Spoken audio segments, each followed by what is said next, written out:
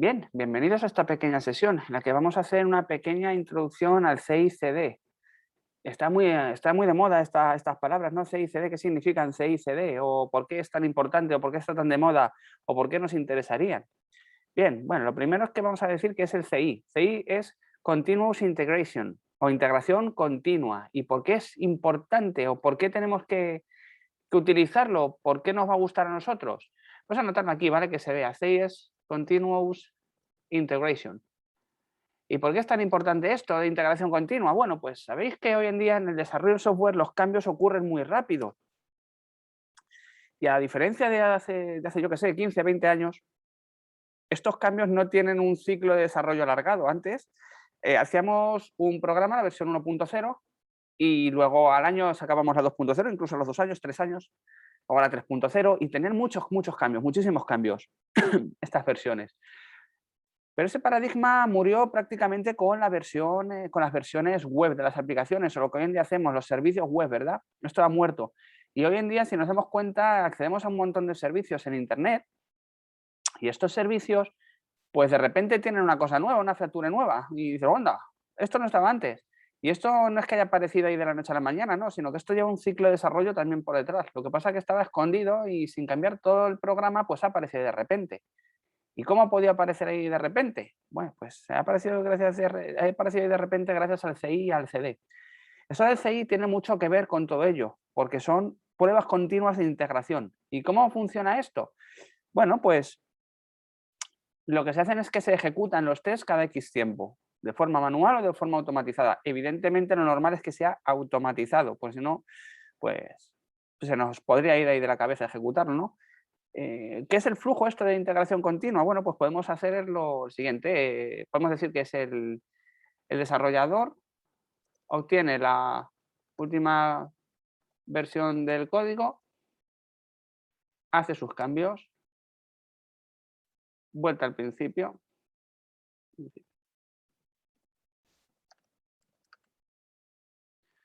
hace sus cambios,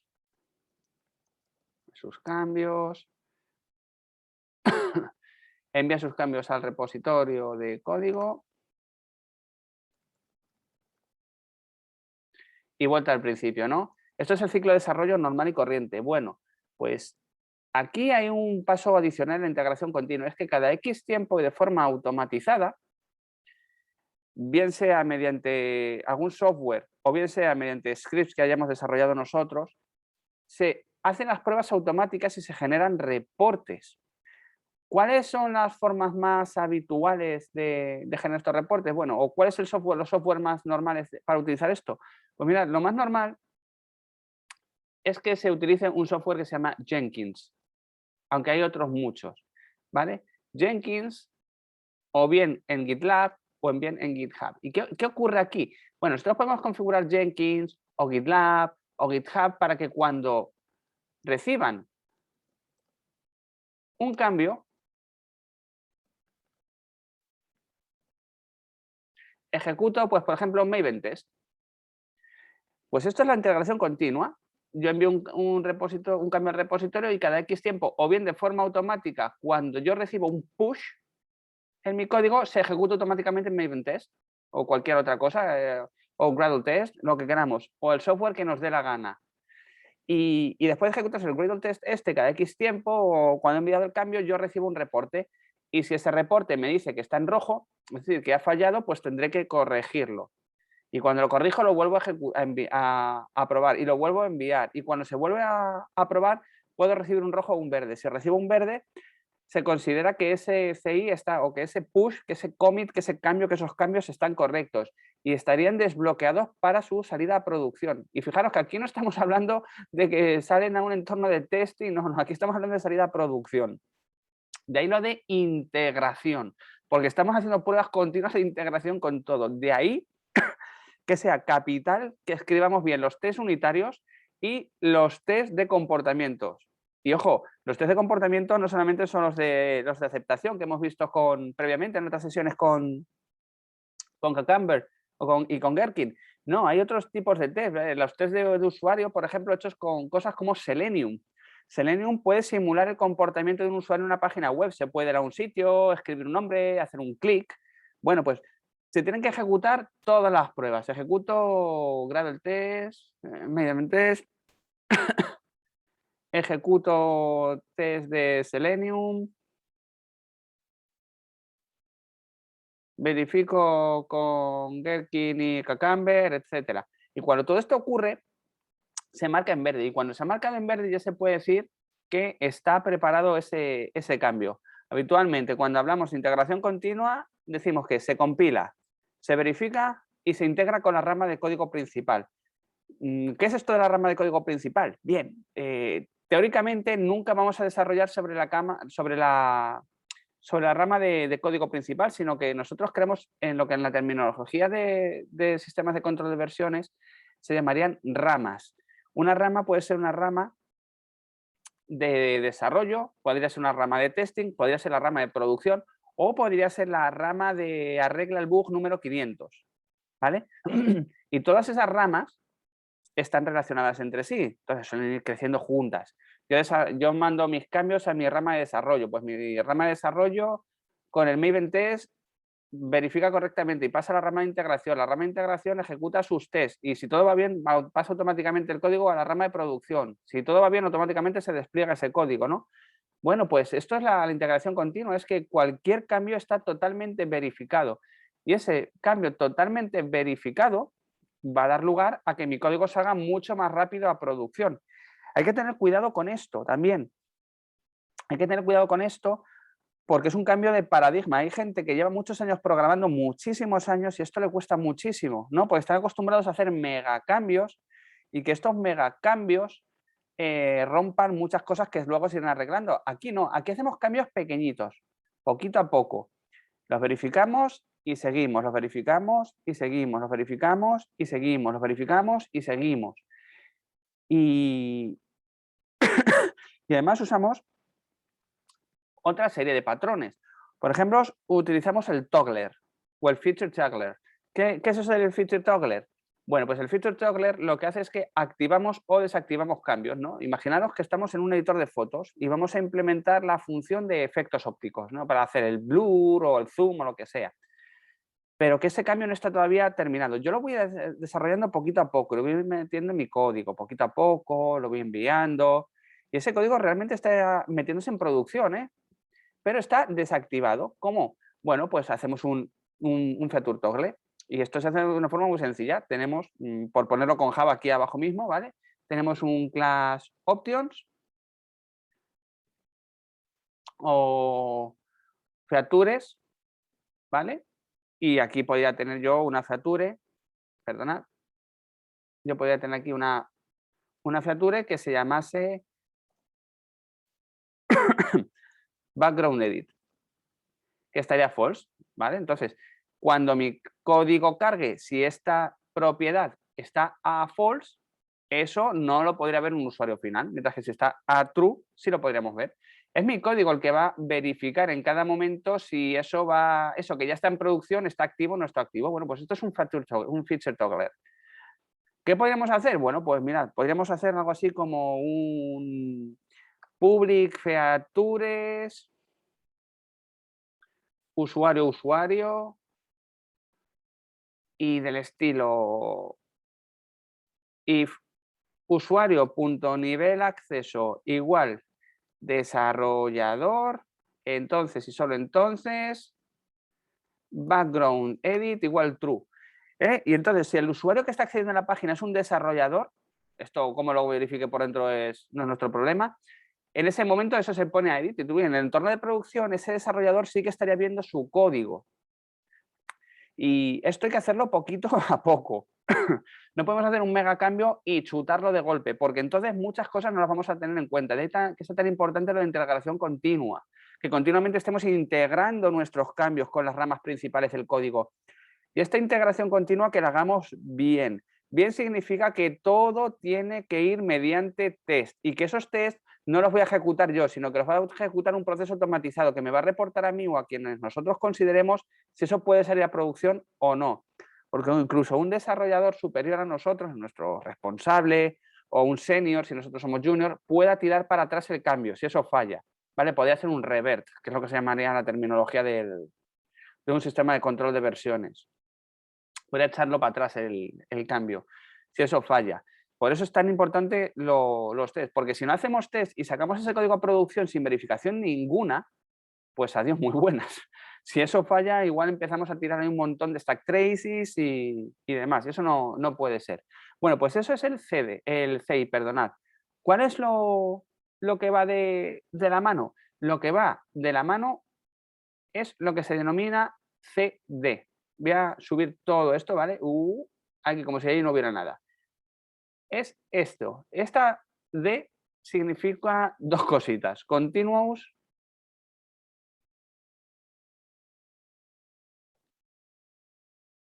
desarrollo continuo, despliegue continuo. Bueno, el desarrollo continuo está muy relacionado con el CI, ¿vale? Desarrollamos, enviamos, desarrollamos, enviamos, desarrollamos, enviamos y se prueban las integraciones. Y el continuous deployment, entonces, ¿en qué es? Bueno, pues el continuous deployment significa que cuando en nuestro repositorio o nuestros scripts ejecutan la suite de pruebas y esa suite de pruebas funciona correctamente, automáticamente ese código se sube a producción, a los entornos de producción. Puede haber pasos intermedios, ¿vale? Puede haber pasos intermedios como subirlo a un entorno de desarrollo, un entorno de staging, un entorno de integración, pero muchas veces los tests se ejecutan sobre estos entornos y si sobre estos entornos los tests van bien, automáticamente o automágicamente, si lo queremos decir así, esto se dispara a producción. No es raro que el software que utilizáis diariamente reciba de entre 100 a 200 cambios al día en el entorno de producción y nosotros ni nos enteremos. Igual es un cambio tan trivial como arreglar una coma o un cambio tan complejo como pasar a producción una feature nueva, ¿no? El editor de fotos, ¿no? Pues todo eso ocurre constantemente. Ya no hay versiones, ya no suele haber versiones como 1.0, 2.0, sino que hoy en día sabéis que pagamos por suscripción y que constantemente estamos recibiendo mejoras o bug fixes. Pues todo esto se hace gracias al Continuous Development y al Continuous Integration. ¿Y todo esto qué es lo que forman? ¿O quiénes implementan todo esto? Bueno, pues esto se implementa mediante una técnica o mediante una jerga de palabras que se llaman DevOps, que significa Developer Operations. También se puede llamar Development and Operations, ¿vale? Para separar los equipos de desarrollo y equipo de operaciones. El equipo de operaciones es el equipo de sistemas. ¿Y en qué consiste esto de DevOps? Bueno, pues consiste que en lugar de pegarnos de tortas entre desarrolladores y administradores de sistemas, trabajamos en conjunto. Los de sistemas preparan los entornos, los de desarrollo preparan el código y los de QA, que suelen ser los de desarrollo e incluso a veces los de operaciones, verifican que todo vaya bien. Y entre todos definimos lo que se denominan los pipelines, los pipelines. Los pipelines es algo muy sencillo de entender, es qué ocurre con mi código antes de que salga hasta que llega a producción. ¿Vale? Un pipeline típico es desarrollador envía cambio. GitLab EE lo coge. En el .gitlab-c.yaml tengo acciones. La acción es test. La acción es build. La acción es deploy. ¿Vale? Esto es un pipeline. Entonces, lo que nos hacemos es ponernos de acuerdo en todo esto. Cuando se envía un cambio, al GitLab lo coge. En el fichero gitlab.c-yaml tengo una serie de acciones. He puesto este por poner por poner este, ¿vale? Si fuera Jenkins, tendría el Jenkins file, ¿vale? La acción es test. ¿Qué pasa cuando esto ocurre? ¿Qué pasa si esto falla? Y si falla esto, nos ponemos de acuerdo en todo esto. Habitualmente, cada pase del pipeline se hace con diversas herramientas. Lo que pasa es que en algún software como GitLab EE, como GitLab o Jenkins, en un fichero con una sintaxis especial nos permite combinarlas todas. Al fin y al cabo, estos ficheros, aunque no parezca, son secuencias de comandos. Vamos a abrir un Jenkins file upload by SFTP. Vale, voy a coger el Jenkins file. Este, por ejemplo, tiene un módulo que se llama publicar sobre FTP y nos permite que en torno a ciertas acciones se despliegue mediante SSH, se copie de forma remota y de forma segura un fichero a una máquina. ¿Vale? Todo esto se automatiza con los ficheros de software de CI/CD. Por ejemplo, también tenemos el GitLab-CI. Que veis que hay un montonazo de software disponible para esto que nos lo automatizan. Pero lo más importante es que dentro de estos ficheros, al fin y al cabo, yo tengo que ponerles cosas. Y si yo no se las pongo, no va a hacer nada. Aquí tenemos una serie de fases. Stages, build y test. Bueno, en la fase de compilación ejecuta esto. Y estos son scripts, si os dais cuenta. Echo, voy a comprobar la versión. Ruby-v, Rake, compila. A esto sería el equivalente a ejecutar Maven. Fase de pruebas. Esto sería el equivalente a ejecutar Maven test. ¿Vale? Entonces, a través de estas herramientas, Jenkins, GitLab, GitHub o scripts propios, vamos a ir ejecutando un pipeline. Ese pipeline tiene una serie de acciones. Esas acciones nosotros vamos a definir qué herramientas se tienen que ejecutar y qué va a pasar si se ejecuta una herramienta o si falla. Lo normal. Si se ejecuta, siguiente fase. Si falla, abortamos en esa fase e informamos de en qué fase ha fallado y por qué. Y os he dicho que, bueno, que en cada fase se invocan a varias herramientas. En concreto hay 7 categorías de herramientas, ¿vale? Para todo esto. Las categorías son código, construcción, prueba, paquete, lanzamiento, configuración y monitorización.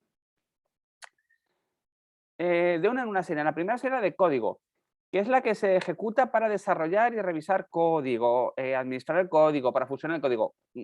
Típicamente Git, pero hay otras como pueden ser Mercurial, Bazaar,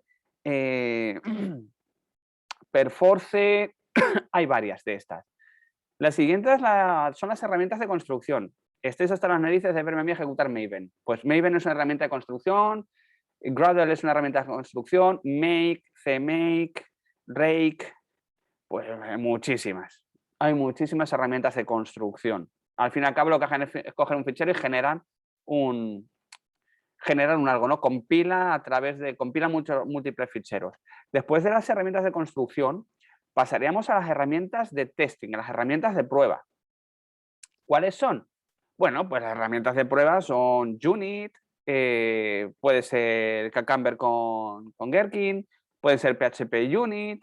Básicamente son herramientas que nos permiten verificar que los tests se cumplen. Muchas veces no las invocamos directamente, ¿no? Por ejemplo, en Java hacemos Maven test, MVN test y que se ejecuten, o Gradle test y que se ejecuten y ya está. Pero también se ejecutan por debajo, ¿vale? Aunque estén integradas en la herramienta de construcción, también sirven para ejecutar test. Y de hecho, Maven sabéis que le podemos definir qué pasa en cada paso. Después tener las de empaquetado. Las de empaquetado son las que cogen el código fuente después de verificar las pruebas y generan un fichero para su distribución. Maven, por ejemplo, puede construir un jar como librería, un war para desplegarlo en un Tomcat, igual que Gradle o igual que Ant. En Go, por ejemplo, tendríamos un fichero ejecutable y ese fichero ejecutable pues no valdría como mucho, ¿no? Igual que el jar y el war vacíos, ¿no? Tendríamos que empaquetarlos si fuera una página web, con los assets. Los assets que serían pues, los ficheros HTML, los CSS, los JS, todo. Vamos, generemos un paquete de distribución. Y ese paquete de distribución lo pasaríamos a la siguiente suite de herramientas, que son la suite de lanzamiento. Y aquí es donde todo puede empezar a fallar. De hecho, las fases 1 a 4 son desarrollos, las versiones 5 a 7 son de continuous delivery. Bueno, pues la fase de lanzamientos intentamos ver que no hay opciones nuevas de configuración obligatorias que nosotros no tengamos en nuestro fichero de configuración. Y si las hubiera, tendríamos que ponerlas, ¿no? Porque si no, eso va a fallar. Además, esos paquetes que hemos generado también se podrían enviar a ciertos sitios. Si fuera un paquete de Maven, lo enviaríamos a nuestro repositorio de Maven. La siguiente parte sería la de configuración del código o gestión de infraestructuras. Hay herramientas que valen para desplegar infraestructuras sin que tengáis que hablar mucho con los de sistemas. Ya sabéis que a veces somos un poco recios a dar los recursos. Aquí se habla mucho de la infraestructura como código. Por ejemplo, aquí el software por excelencia es Terraform. Terraform os permite, mediante un DSL, que es un lenguaje muy cortito que tiene, definir la infraestructura necesaria que tengáis o que necesitéis. Tipo, necesito 1 o 2 balanceadores con 3 bases de datos y 5 servidores web. Bueno, pues aquí lo ejecutáis vosotros, lo escribís, lo aplicáis ahí con Terraform y hacéis el deploy con Terraform. Y ese deploy con Terraform igual se conecta a Google Cloud, a Amazon Web Services, a CloudFront, lo que sea, y despliega no sé cuántas máquinas virtuales justo con lo que vosotros habéis dicho que necesitáis. Y por último, la fase de monitorización. Esta fase es para mí la más importante y es que después de todo lo que ha pasado, las cosas sigan funcionando. Aquí habitualmente esto lo hacemos los de sistemas y solemos utilizar software como Grafana para dibujar gráficas y bases de datos como InfluxDB o Prometheus, que lo que hacemos es que, yo qué sé, si tenéis una aplicación que cada petición la servía previamente en 40 milisegundos y ahora la sirve en 80 y no sé cuántos, pues os daremos un toque y digo, oye, esto es que habéis doblado el tiempo de ejecución por cada petición, esto hay que revisarlo, ¿no? Para fijarnos si realmente esto está bien o está mal. O incluso subimos una página nueva y empezamos a recibir un montón de errores 404 not found que antes no teníamos, ¿no? Teníamos una gráfica plana y de repente sale un pico y empezamos a recibir un montón de errores 404 not found. Y bueno, pues todo eso hay que estar muy, muy pendientes para verificarlo. Y dentro de DevSecOps hay ciertas subcategorías también, pero vamos a hablar solamente de una que es DevSecOps.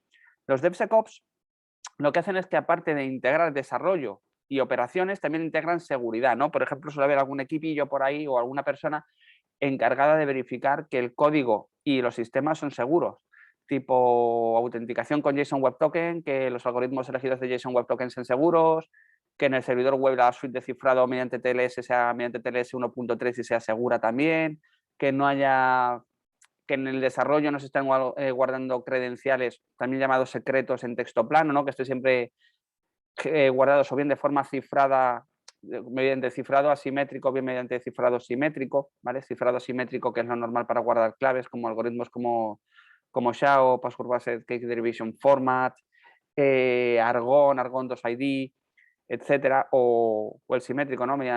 Guardar imágenes sensibles mediante AES, etcétera. Pues todo esto es lo que conforman los DevSecOps y todo esto hoy en día tiene que estar muy cohesionado. Todos tenemos que trabajar muy bien juntos. Sistemas proveyendo infraestructura necesaria, desarrollo definiendo o desarrollando su software y en común poniéndonos de acuerdo para desplegar correctamente el código de desarrollo en el entorno de sistemas, en los entornos de sistemas. Y lo solemos hacer con pipelines, ya os digo, automáticamente, de forma que yo de sistemas no tenga que estar pendientes cada vez que hagáis un cambio y vosotros desde desarrollo no tengáis que estar pendientes que yo desde sistemas me dé por aprobar o rechazar el cambio. ¿Vale? Todo va muy integrado. Hoy en día esta es la forma más normal de desarrollar. ¿Qué haría yo? Yo empezaría a aprender, francamente os lo digo, Jenkins. Me fijaría cómo funciona un Jenkins file. Os digo Jenkins porque podéis desplegarlo en vuestra propia máquina sin instalar casi nada. Bajáis el jar y ejecutáis el jar y ya está. Pero también me miraría mucho la documentación tanto de GitHub como de GitLab para el CI/CD, ¿vale? Para que veáis cómo se puede hacer de varias formas, porque es como hoy en día se está haciendo la mayoría de despliegues. Y nada, y después de esta pequeña introducción, espero que estéis muy motivados para empezar a meterles mano, descubréis mucho software apasionante y sobre todo que hagamos las cosas bien con nuestros test unitarios, con nuestros pipelines, con nuestros stages y con nuestros buenos despliegues.